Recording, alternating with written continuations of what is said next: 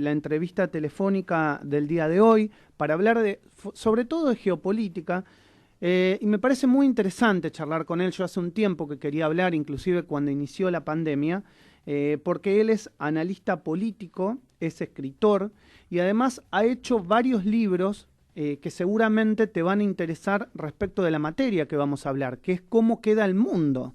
¿Cómo queda el mundo después de esta pandemia? Por ejemplo, escribió Colonialismo Financiero Mundial, El cerebro del mundo, de la globalización al gobierno mundial. Escribió The Coming World Government, Bienvenidos a la jungla, Dominio y supervivencia en el nuevo orden mundial, etcétera, etcétera, etcétera. Está del otro lado del teléfono Adrián Salvucci. Buen día, Adrián, ¿cómo andás? ¿Qué tal, Maxi? Buen día. Muchísimas gracias por esta invitación. Por favor, gracias a vos por atenderme. Y yo te voy a hacer una pregunta que parece compleja, pero que en realidad hay que repensarla. ¿Cómo queda el mundo después de esta pandemia, no? Casi nada preguntas, una pavada para contestar. Sí. Mira, te comento la visión que tiene alguien que viene siguiendo esta evolución hacia lo que algunos llaman nuevo orden mundial. Yo prefiero llamarlo un gobierno mundial privado, pongo énfasis en privado, no que sea todo privado, sino que las decisiones finales que estamos acostumbrados a través de siglos y milenios, que las decisiones finales en cada nación las toma un ente público, sea el rey, el príncipe, el presidente, el primer ministro, ya en tiempos modernos. Sin embargo, en este gobierno mundial privado, la decisión final la toman operadores privados, que no son electos por nadie, por supuesto, y que solamente tienen su poder debido a, en principio, a su éxito económico. Eso por un lado. Y esto hemos visto cómo fue una evolución gradual. Se aceleró bastante después de la Segunda Guerra Mundial, en 1945, y empezó ya un trajinar vertiginoso a partir de la instauración de la globalización en 1990 con la caída de la ex Unión Soviética. Pero aún así era gradual. ¿Qué es lo que pasa con esta pandemia? Que creo que es, desde luego, la enfermedad existe, es virulenta, es contagiosa, y no habría, y pongo mucho énfasis en el condicional, no habría una vacuna, por lo menos no para todo el mundo, solamente habría una vacuna seguramente para los que tienen el poder y para resguardársela. Con la pandemia han aprovechado en estos 2 meses para generar un pandemonio mundial. Y ese pandemonio nos tomó a todos por sorpresa, porque me incluyo, acostumbrados como estábamos, de ir evaluando y analizando cómo el gobierno mundial iba avanzando paulatinamente, reformas del Estado, privatizaciones, líderes mundiales cada vez más elegidos exclusivamente por la cantidad de dinero que pueden volcar a sus campañas y no por ningún mérito de tipo personal, no solo en Argentina, sino en todo el mundo. De repente nos encontramos como que nos han dado en los últimos 60 días con un bate de béisbol, un golpe en la nuca, y nos dejaron a todos knockout. Sí.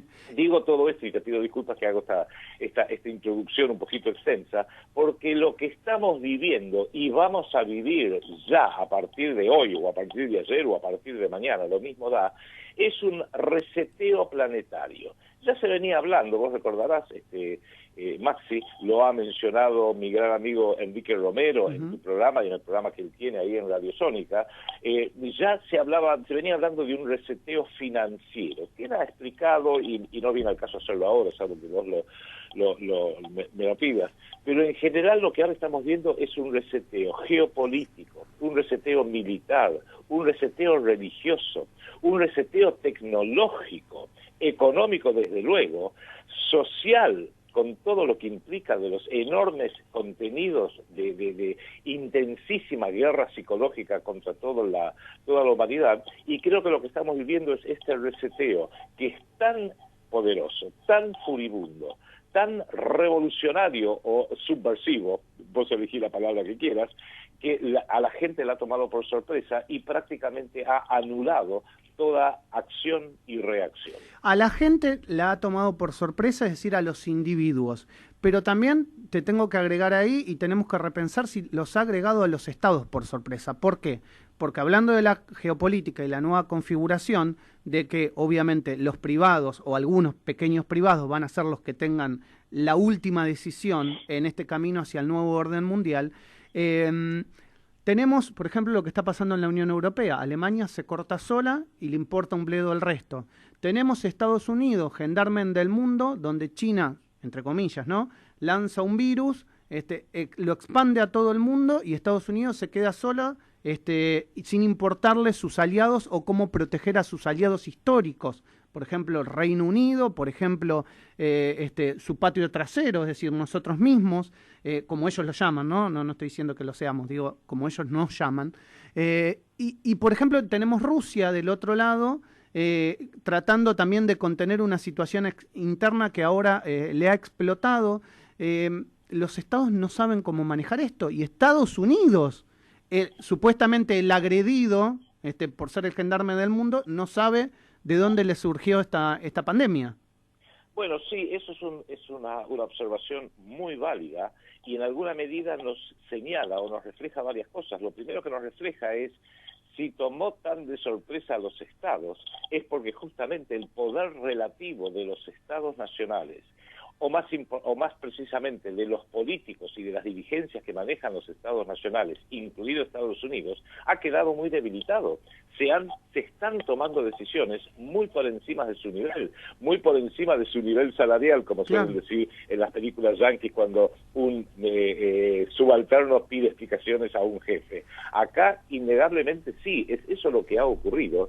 Tiene mucho que ver, creo yo, en lo personal, con Estados Unidos, pero ya no con Estados Unidos, Casa Blanca, Congreso y Justicia, ya no con Estados Unidos de superficie, sino con lo que viene, y yo no soy fanático de Donald Trump, hago esa aclaración, pero lo que vienen denunciando muchos de los que apoyan a Trump, que es el Estado profundo. Claro. En Estados Unidos existe un Estado profundo, una estructura pública-privada, que no responde a nadie, absolutamente a nadie, que tiene presupuestos ya desde hace décadas de trillones de dólares, billones según nosotros, que son de ese cero, para hacer sus distintos proyectos, programas, operaciones, etcétera, y lo viene haciendo de una forma tal que quizás la Casa Blanca y el Congreso son los últimos en enterarse, porque hoy el poder no pasa ya más por los estados nacionales, con lo cual, ¿qué significa eso en términos prácticos? Que las últimas decisiones no las toman los políticos. La última decisión en torno al destino de Estados Unidos no lo toma ni la Casa Blanca, ni el número 10 de Downing Street para Inglaterra, ni el Palais de Élysée en Francia, ni muchísimo menos en la Casa Rosada y en el Congreso, con los títeres que tenemos realmente de un nivel bajísimo. Bueno, hablando ahí de la Casa Rosada, para que la Argentina o el argentino que nos está escuchando entienda, ¿es real esta llamada que el presidente Alberto Fernández recibió de Soros dándole algún tipo de instrucción, eso que se está hablando, que se está contando por debajo, ¿no? Porque los grandes medios lo esconden un poco debajo de la alfombra, pero ¿esto es real? Mira, acá hay una cosa que es real, que tenemos que tener muy presente. No hay forma de comprobarlo, salvo que tengamos la grabación de Alberto Fernández. Dicen que fue el 7 de abril, para ser preciso, en la tarde del 7 de abril en la casa, en la Quinta de Olivos. Teníamos que tener la filmación de Alberto levantando el teléfono y diciendo, "Hello, George, ¿cómo estás? ¿Cómo anda el aborto? ¿Cómo anda toda tu agenda?". No tenemos eso, pero sí. En realidad, el análisis geopolítico del cual vos invitaste a que charláramos hoy un ratito, el análisis geopolítico se basa sobre hechos, efectivamente, pero también se basa sobre inferencias que uno puede hacer inteligentes con los datos que se dispone. Hoy es una época donde todo tiene que estar comprobado, con un dato, una referencia, y yo te diría, Maxi, con todo el fake news cada vez más que hay por todos lados, que a veces el fake news viene del New York Times, de CNN, de Fox News, de la BBC o de Clarín y Nación, ¿para qué sirven realmente esas referencias que uno puede llegar a hacer si una vez está referenciando? Por ejemplo, la Organización Mundial de la Salud está referenciando datos falsos. Lo que sí uno puede hacer es inferir. Y yo digo, Alberto Fernández, Ginés González García, Sabrina Federic, nuestra ministra de Seguridad, Axel Kicillof, Horacio Rodríguez Larreta, no tienen la más remota idea de nada. En este tema son unos ignorantes totales. Tan es así que vemos las flagrantes contradicciones entre ellos. Capital Federal, tengo que andar con un barbijo por la vía pública. Yo vivo en provincia, tengo que andar con un barbijo en los negocios y en el transporte público, pero no en la vía pública, más allá de que todo el mundo lo haga. O sea, no tienen la más remota idea porque son ignorantes e irresponsables. Entonces, volviendo a tu pregunta, ¿lo llamó George Soros? Yo creo que lo debe haber llamado 1, 2, 5 veces, pero no George Soros. Los operadores de George Soros, de Henry Kissinger, de Bill Gates, pregunta al margen, ¿quién, perdóname, lo debe decir en forma muy coloquial, ¿quién carajo es Bill Gates? De repente Bill Gates prácticamente es la autoridad planetaria máxima, es el que tiene la verdad de todo, es el gran filántropo salvador, igual que George Soros. Los filántropos, parece que hoy la palabra filántropo es un código de un criminal delincuente. ¿Quiénes son estos personajes? Y ahí es donde voy directamente a tu pregunta. Pero ahí tenés, son los privados, ahí está, son los privados, son las corporaciones. Eso, yo no sé si George Soros lo llamó a Alberto Fernández o no, o si lo llamó Bill Gates, o si lo llamó Henry Kissinger, o si lo llamó la corporación, las distintas corporaciones farmacéuticas, etcétera, que le han dicho, vos querés un poquitito de alivio, George Soros un poquitito de alivio a tu problemita de deuda que te dejó Mauricio Macri, bueno, tenés que declarar la pandemia, tenés que declarar la cuarentena integral, que nadie salga que no tenga un barbijo, y toda voz disidente tiene que ser acallada o minimizada o ninguneada porque los grandes multimedios van a estar gritando pandemia, pandemia, pandemia para aterrorizar al pueblo y Maxi les ha salido muy bien. Pero quiero volver a tu pregunta. Si lo llamó o no, quizás es anecdótico, porque uno puede inferir que Alberto Fernández, en su supina ignorancia y cobardía, Alberto Fernández rodeado de un equipo de delincuentes, empezando por la vicepresidente Cristina Fernández de Kirchner, que, bueno, es mejor ni hablar de eso, rodeado por abortistas como el infectólogo Pedro Kahn, que es presidente de la Fundación Huéspedes, que es la representación local de la Planned Parenthood, esta entidad de los años 40, abortista norteamericana, que fue cofundada por el papá de Bill Gates, entre otros personajes. Uno puede decir, mira, no sé si lo llamó Bill Gates o George Soros, pero esto es como el viejo adagio: si camina como un pato, es amarillo como un pato, hace cuac como un pato y se manda una cagadita cada 2 pasos como un pato, aunque no lo tenga verificado científicamente, lo más probable es que sea un puto pato, carajo. Y eso es lo que la gente tiene que empezar a entender, que en alguna medida lo que hoy nos está ocurriendo son tener gobiernos absolutamente carentes de poder, no porque no tengan un poder, porque habría que definir qué es el poder hoy en día, sino porque está en manos de dirigentes ignorantes, cobardes y mal formados espiritual e intelectualmente, que es la dirigencia política. Y eso no solamente la dirigencia política en Argentina, que es un desastre, sino también en Estados Unidos. Yo vengo siguiendo muy de cerca lo que pasa en Estados Unidos. Es de una ignorancia supina. Son realmente unos farsantes máximos. Y eso es un fenómeno que hemos visto, y este sí se produjo en forma gradual, Maxi, a lo largo de las décadas. Cómo las dirigencias políticas, salvo algún que otro país, han decaído de una forma catastrófica. Un país que nos dio un Charles de Gaulle, hoy nos da un Macron. Un país que nos dio un John Kennedy, hoy nos da un Obama y un Trump. A mí no me gusta Churchill, porque la verdad, considero Inglaterra el enemigo histórico de la nación argentina, pero un país que nos dio un Winston Churchill, que hoy nos dé un Boris Johnson. Claro.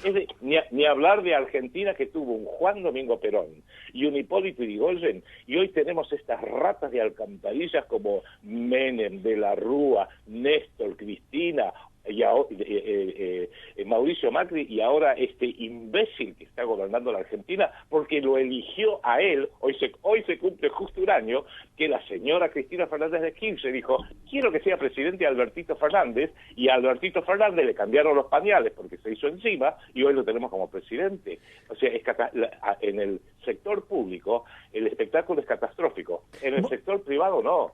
Cada vez hay tipos más inteligentes, más dañinos, más decididos a hacer lo que ellos quieren hacer, porque podés decir cualquier cosa de Bill Gates, cualquier cosa de George Soros, cualquier cosa de Elon Musk, pero no puedes decir que son tontos, mientras que puedes decir que nuestros presidentes de casi todos los países son una manga de infelices, Piñera y Bolsonaro incluidos. Adrián, tengo un montón de cosas para repreguntarte de esto que acabas de decir y obviamente muchos después en YouTube me van a decir por qué no lo repreguntaste, pero bueno, tengo poco tiempo y no quiero dejar de preguntarte para lo que te convoqué, que es de la geopolítica.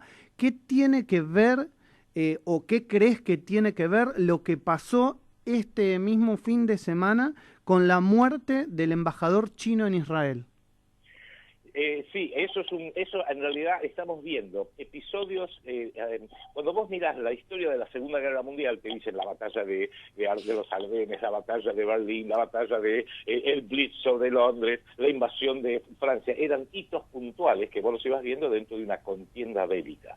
Acá lo que estamos viendo en gran medida es una contienda bélica entre este sector privatizado que domina sobre buena parte, no toda, buena parte del planeta, y cómo sus distintos sectores se van tirando con artillería liviana, mediana y a veces pesada. Empezó con una artillería muy pesada que nunca se va a poder determinar probablemente cuál fue el origen de este virus en Wuhan, cuando los propios chinos dicen sí, pero acá se hizo una cumbre con militares norteamericanos y creemos que ellos lo plantaron. Ah, no, y Estados Unidos dice, no, es culpa de China, le vamos a hacer juicio a China por 30.000 trillones de no sé cuánto, y se van tirando de un lado para el otro. Es sospechoso, para llegar a tu pregunta, es sospechoso que esto, las agendas que quedan cubiertas con eso. China empieza con la epidemia, que luego es pandemia, y eso afecta tremendamente a China. O casualidad, también afecta a Irán, otro malo de toda esta contienda. O casualidad, afecta a 3 o 4 países importantes de la Unión Europea, cuando la Unión Europea no sabe todavía para qué lado va a terminar mirando, si hacia este u oeste, y le están dando con un caño porque le quieren demostrar su absoluta debilidad.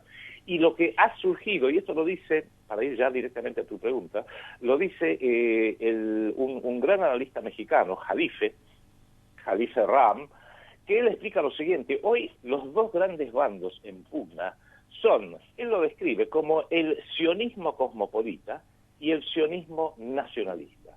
¿Qué es esto? El sionismo cosmopolita quiere el gobierno mundial ya mismo. Lo quiere como lo querría Hillary Clinton, como lo querría Obama, como lo quiere el Partido Demócrata en Estados Unidos, como lo quiere desde luego el Partido de los Trabajadores en Brasil, como lo quieren los Kirchner y todos los títeres como Alberto Fernández que se alinean a los Kirchner. Un gobierno mundial abortista, un gobierno mundial, bueno, ya conocemos toda la agenda de ellos, donde la ideología comunista variada, o marxista debería decir, variada y ayornada, es la que rige en el planeta. Y por el otro lado están los sionistas nacionalistas, que no es tanto nacionalismo del propio país, sino nacionalismo del Estado de Israel, que apoyan a ultranza al Estado de Israel, y ahí entendemos a líderes como Benjamín Netanyahu en el Estado de Israel, y como líderes que parecen realmente independientes, como Donald Trump. Sin embargo, cuando viene el llamado de Israel, se ponen de rodillas y cumplen a rajatabla,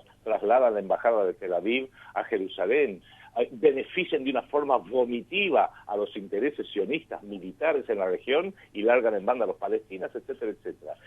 Yo creo que, y ahí también ha estado terciando países como Rusia y países como China desde la distancia. Yo creo que la muerte, tampoco no sabemos nada fuera de lo que nos dicen los propios medios, ahí debe ser parte de la devolución mutua de favores, por decirlo muy en forma sarcástica, en contra de China, que en Medio Oriente también quiere tener una incidencia, y las potencias occidentales no le quieren permitir a China tener ningún tipo de incidencia en Medio Oriente. Esto es muy importante que lo tengamos en cuenta, porque no olvidemos que es sospechoso también cómo esta pandemia afectó a Estados Unidos.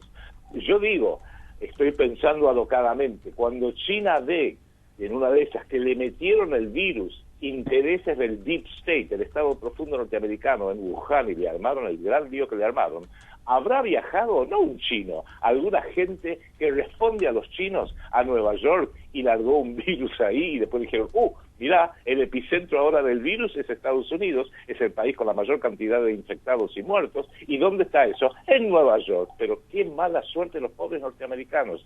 Acá estamos viendo las batallas, las piezas de artillería que se están disparando mutuamente sin oficializarlo. Estados Unidos jamás va a oficializar, si fuera así, de que largó un virus en Wuhan. China jamás va a oficializar, si fuera así, que le devolvió las amabilidades haciendo lo propio en Nueva York. Adrián, y esto del embajador creo que podría insertarse dentro de ese juego bastante ambiguo. Tengo poco tiempo, pero siempre me la dejás picando porque vos decís no va a oficializar. ¿Y por qué oficializó el Pentágono la presencia de objetos voladores no identificados? Bueno, yo estoy escribiendo un artículo sobre los reseteos. Cuando lo tenga te lo voy a hacer llegar, por supuesto. Estos distintos reseteos que acabo de mencionar, yo termino con dos reseteos.